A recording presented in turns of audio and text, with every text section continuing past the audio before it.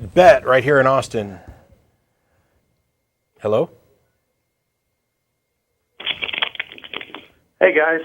Hey. Oh, it's Brett. They typoed it. I'm sorry. Yeah, it's Brett. Hi, Brett. How you doing? What's up? Turn that down. Okay. Yeah, you want to turn the TV down because there's a delay. Okay, the Denise that called earlier, I think there was a really good opportunity. What she said, what you guys were talking about, creation of hell and God being responsible for everyone's sins there. That's a great opportunity for a flow chart. I'd like to see that all in large, bold print that you could follow it down, and I think it'd be really persuasive. But when you were talking to her, you also said that these beliefs are immoral and lots of other things. And the argument is, well, if I believe this way all my life and all I do is good things from it, and what's the harm if I was wrong in the end? Can you expand on that? Sure. You want to go? Sure. If you have an immoral belief, but just if you think it's okay to punch Spanish people in the face, and you never meet one, you can get through life without ever having done anything bad. And but then if you say, well, what was the harm? You're missing the point, right? I mean, that was a bad thing to believe in the first place. And I think that's the kind of thing that Matt was talking about. And now back to you, because I don't actually know for sure what you were talking about. Well, what specific immoral things about the whole hell thing were you referencing? One of the issues with this, it depends on specifically what it is that people believe, but by and large, when I hear the what's the harm thing, any number of answers come up, depending on the specific beliefs. There are, of course, believers who obviously do things that they shouldn't, like avoiding hospitals and blood transfusions and opting for prayer instead of actual medical treatment. And then there are other believers who simply go through life and they have these beliefs, but they don't necessarily act on them to the same extent. So their idea is that, well, if I get to the end, it's not, my belief in God doesn't affect my daily life or do anything else like that. So if I get to the end and die and I turn out to have been wrong, I've lost nothing. It's a take on Pascal's wager that is horribly, horribly flawed, because what you've lost is the opportunity for truth. Yeah. May I? Which we've sort of gotten off specifically the subject of hell now, but on the whole idea that the person who believes that whether their morality is rational or not, as long as they only did good things, what was the harm? Well, if their morality was irrational, likely they did do bad things. They just weren't able to recognize it. If your understanding of morality is how you make those decisions, and if your idea of morality is, well, what you're supposed to do is obey this set of rules that you got from your religion, without having any understanding or concern for the actual implications of, or actual consequences of following those rules, then you can get through life and think that you were a great guy and not have been. Yeah. I think the way I'd kind of phrase it is this. Our brains are complex and we don't completely understand them. While some people are really good at compartmentalizing specific beliefs and keeping them separate from other things, particularly when you start talking about theists who are also scientists, who would apply the scientific method and try to be rational about things, even in the theist/skeptic community there.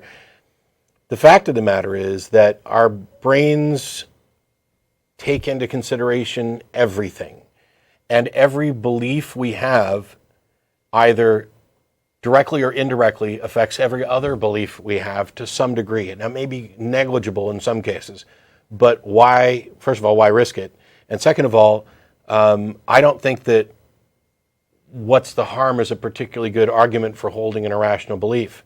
So I am of the opinion that I'd like to believe as many true things and as few false things as possible, because I understand that every false belief that I have, even if I'm not immediately aware of all the potential harm, it's something that can affect all my other beliefs. And in the case of religious people, many of them are not just holding these beliefs, they're actively promoting these beliefs in others.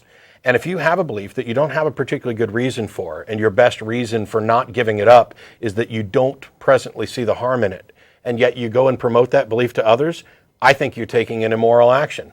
I think you are promoting something as true that you don't necessarily have any good reason to believe is true, and you haven't yet identified the harm, but you're willing to pass this meme along, even though you know that it could potentially be harmful. When we talk about the idea that we are all reprobate sinners who send ourselves to hell, and we can avoid this by latching on to some fictitious life preserver being tossed to us by some fantasy guy who supposedly died for a weekend, I think it's really kind of absurd to say that believing that has no effect on anything else in your life. I think it's a naive statement to presume that one could believe something so profound about the human nature at its base and the way the cosmos works, and that it doesn't affect any other decisions. I think more accurately, people have blinders on to the harm. And there's a website, I think it's whatstheharm.net, that will actually go through and quantify some of the harm that's being done. And we've seen this in other areas too, where people have been convinced that they're not only not doing harm, but they're avoiding harm. In the anti-vax movement, for example, right, where they have been convinced that vaccinating their kids is going to be harmful. And so they take this action, and their argument is not, okay, what's the harm if I don't vaccinate my kids? Their argument is that they're doing the absolute right thing, which is similar to what religious believers would have you believe. And the fact of the matter is, they're absolutely wrong, and they are freaking killing people. And we're seeing epidemics of whooping cough and other things because they have failed to uphold their duty as, good citizens. Oh, well, it's my right. I don't have to vaccinate my kids if I don't want to, and I shouldn't have to take that risk. Well, thank you for screwing the rest of us over and killing off herd immunity, you selfish pricks. And by the way, you're probably killing your kids. You're probably doing harm. So they're not, there are plenty of people who can run around and say, what's the harm, where we haven't necessarily identified it. But there are also people doing it, not only what's the harm, but I'm not doing harm, when there's clear identifiable harm.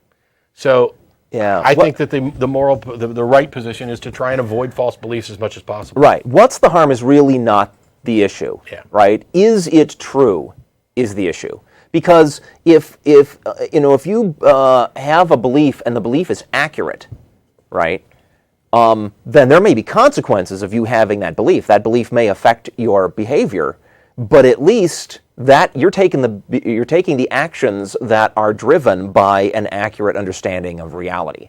If you're believing something that's not true, it's still going to drive your actions, but now it's just an irresponsible thing to latch onto in the first place. I have exactly one thing you could call a belief that I know can't be proved even in theory, and in addition to a number of things that I think the evidence supports them, I believe those things, right, on which I can be wrong. But I know of exactly one belief I have that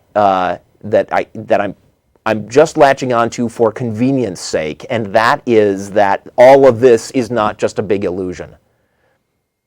And I'm completely upfront about the fact I can't prove that to myself or anybody else, and I'm latching onto it only because, absent that belief, everything seems kind of pointless, and that doesn't sound like a good way to live.